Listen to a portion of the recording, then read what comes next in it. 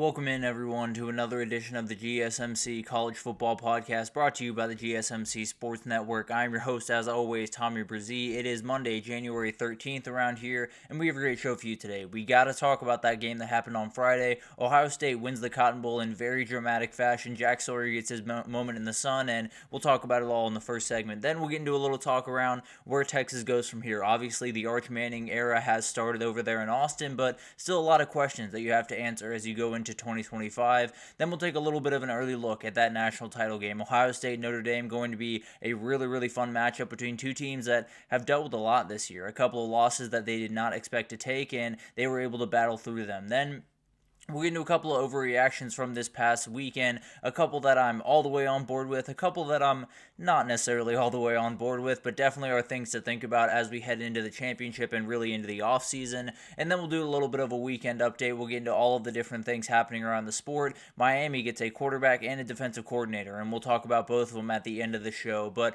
before we jump in, I do want to remind you all we get tons of questions and comments throughout the show, and the best way for you all to get your question on the screen, we can have fun back and forth here, is to use that super chat. At the bottom of the chat on the Sports Network page, you can click that $sign, add any question, comment you like. It'll pop up on the screen and we can have fun back and forth here. Definitely want this to be as interactive as possible, so utilize that and we can have a little fun back and forth here. But let's go ahead and get into this, and let's talk about first that Cotton Bowl that did happen on Friday. Obviously, we had the show Friday, got ready for that game, and I had said I had a feeling that there was going to be an incredible game. I had a feeling that it was going to absolutely deliver, and it very much did it. It very much did. It was 2 minutes left. Texas was on the goal line with about down 7 with about 2 minutes left, and then the play that happened that everyone around Columbus will remember forever. Jack Sawyer gets a fumble, for 83 yards and a touchdown, and Ohio State gets the win, moves on to the national title, and there's a lot of different things to kind of unpack here. Obviously, this game opened up, and it looked like it might have been all Ohio State. Texas gets a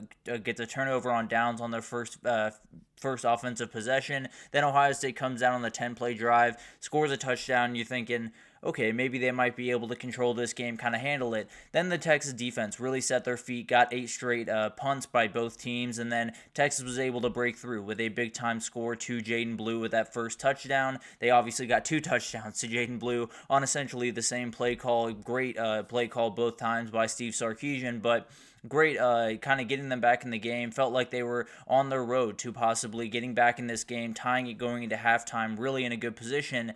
And then TreVeyon Henderson takes one to the house, 75 yards on a screen. It was definitely one of those that I think Pete Kwiatkowski definitely wants that play back. It's one of those that blitzed about 5 guys on that play, missed TreVeyon Henderson, and he went to the house. One of those guys that can totally change the game, and he definitely did on that play. But Texas was able to kind of open the second half with a pair of punts and then scored a long touchdown drive, tied it up at 14.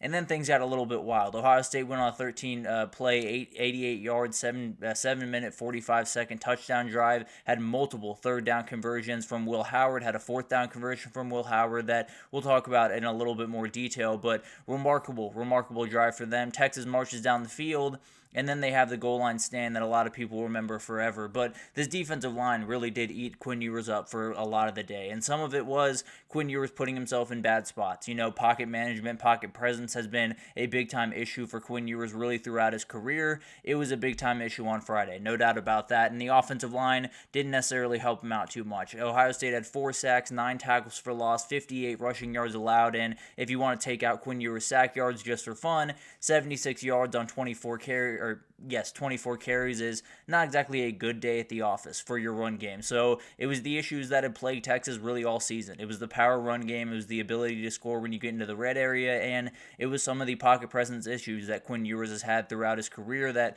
definitely reared its ugly head in this game. But really, it's this moment, right? Everyone in Ohio State is going to remember this moment. Jack Sawyer is definitely going to remember this moment for a very long time. He makes the play that a lot of people will be talking about for a very long time around Columbus, and now they move on. And the question is, will this play be the moment, or will it be one of the moments? Because the reality is, everyone has one of these moments on a national championship run. You know, everyone has that one big-time catch, that one big-time block, that one big-time whatever that puts you in the national title, that puts you in a position to possibly win a national title. you still got to finish the job, obviously, and that definitely something to think about. But I did want to talk about the second and goal call that a lot of people are going around talking about with Steve Sarkisian. The toss to Trey Wisner that definitely got eaten up in a lot of different ways by Caleb Downs and Lathan Ransom, but I do understand it. It's definitely not necessarily the greatest of calls, definitely something that I probably would have just run up the middle a couple of different times to see what you get on the first couple of first couple of downs, and then kind of find yourself on third down. But at the end of the day, it's one of those things where if it works and Kelvin Banks hits his block against Lathan Ransom, Trey Wisner might walk into the end zone, and then you have a totally different conversation. So it's definitely a missed moment. There's no doubt about that, and definitely one that Steve Sarkisian will be thinking about for quite some time. But I don't know. It's one of those calls that I think a lot of people will tear to pieces, and it's one that if it works, we're probably not thinking about it too much. And as for why Arch didn't come in there, because I think that's another conversation going around. From my point of view, I haven't heard this said, so it's not necessarily, totally accurate or totally 100%, but it did not look like Arch Manning was 100% after that first run that he took. Looked like he took a little bit of a hit to the head. Definitely was something that he wasn't holding his helmet on the sideline for the majority of the back half of that game. I don't think he was eligible to come in that moment, much less was he going to in a goal line type situation. So I think that's the answer there. Definitely something that Sark is going to be asked about, and definitely something that hopefully he'll definitely change a little bit going forward. But overall, remarkable game from this Ohio State defense. They were all over the place. Remarkable game from the Texas defense in a lot of different ways. But Ohio State made what I like to call the championship plays in a lot of they made there were two kind of huge moments in this game as far as I'm concerned, and there were two moments where Ohio State just kind of won the day. It was obviously the TreVeyon Henderson play, and then the third down play that really, the fourth down play that obviously Jack Sawyer takes back to the house. But there were other moments, the third down conversions from Will Howard that were absolutely huge. G. Scott having a huge third down play where he could have gotten 3 yards on it on 3rd and 8, set up a 4th and 5. He ends up getting 6 yards and sets up a 4th and 2. Will Howard's able to run, does trip before he gets to the end zone, but at the end of the day, remarkable stuff from this team. And then every time that Texas felt like they were knocking on the door, like they might be able to take over this game, Ohio State had an answer, and it was really, really remarkable to watch. But overall, I think this was a really necessary win for Ohio State. It wasn't pretty. It wasn't necessarily, you get up by 34 points and you kind of just sit on the ball the rest of the game. They had to battle in this one for the entirety of the game, really, until that Jack Sawyer touchdown happened. It was a very close game that Texas very well could have won, but Ohio State made the couple of plays. Will Howard made some winning plays. The D-line owned the day in a lot of different ways, and when they needed big plays, Caleb Downs, Jack Sawyer, TreVeyon Henderson, Lathan Ransom, all of these guys stepped up in a huge way and put them in a position to win this game, put them in a position to make that 1 or 2 plays that made a difference in this game. I knew it was going to be a crazy one. It absolutely was, and Jack Sawyer was the one that made the final play to really send them to the national title. Definitely going to be a play that they talk about for a very long time around Columbus. But how Ohio State won this game, the D-line disruption was very real. Pretty much the entirety of the game, they controlled the offensive line of scrimmage, and definitely was something that Texas was a little bit worried about going into this game. Now, Texas did an okay job in pass pro for different points during this game. Obviously, some of the sacks were Quinn Ewers' fault. Some of the sacks were just misses on the especially right side of that offensive line. Something to think about, and something we'll talk about here in the next segment. But overall, 4 sacks, 9 tackles for loss, 3 yards per RB rush in this game for Texas. It was absolute domination. It's something that Texas really struggled with, really against any elite defensive line throughout the year, and it was definitely something they struggled with on Friday. And then championship plays. This is not something that's going to be a stat, and it's not something that you're going to see on the sheet very much. But the reality is, Caleb Downs saved a touchdown in the second drive for Texas, where Ryan Wingo, if he gets past him, he is gone, and he's there. Texas goes up, and it's definitely a different conversation going forward. And then G. Scott set up a better 4th down, an absolutely huge play ware it looked like Jahdae Barron might have him down for a 3-yard gain. He ends up getting a 6-yard gain and sets up a 4th down. And then obviously those 2 big time plays on the goal line, obviously huge plays, but remarkable just little plays throughout this game that put them in better positions to win. And obviously they were one of those teams that has all the guys to make those plays, and they really showed up in this game. And then finally, elite tackling. They were all over the place, and it was one of those teams, obviously like Texas is, that if you miss a couple of tackles, they will make you pay and they will score a ton of points on you. But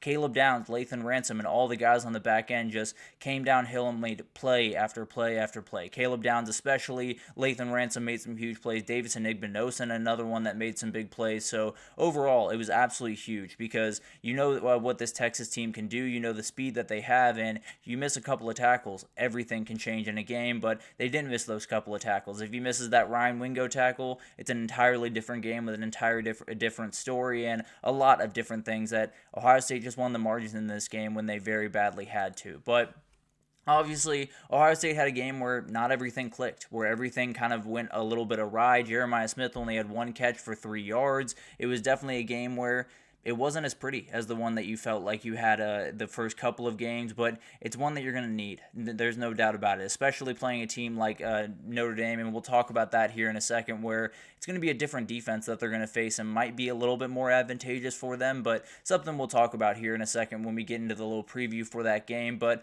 remarkable from Ohio State, remarkable from all these players, and the 2 guys that made the biggest plays of the day were Travion Henderson and were Jack Sawyer. The 2 guys that came back to school, did not have to, definitely could have been drafted last year, but decided to come back to Ohio State. They make the plays that move them on to the championship game, and Texas we'll have a chance to talk about them here in a second. But yet another game that ends a couple of yards away from a national title berth, another game that is a little bit tough to swallow. Obviously, very optimistic about what the future holds, and we'll talk about that in the next segment. But definitely one that they're going to remember for quite some time, and especially that pitch call on second and goal is definitely one that they're going to remember for a while around there in Austin, and hopefully they can right the ship in 2025, and that's actually what we'll talk about here in this next segment. We'll get into Texas, and we'll talk about just where do they go from here. You know, what are they losing going into this offseason? Obviously, a lot of different people walking out the door. The Arch Manning era begins, and a lot of different stuff to talk about with Texas, and we'll do it all right after this, so stick with us.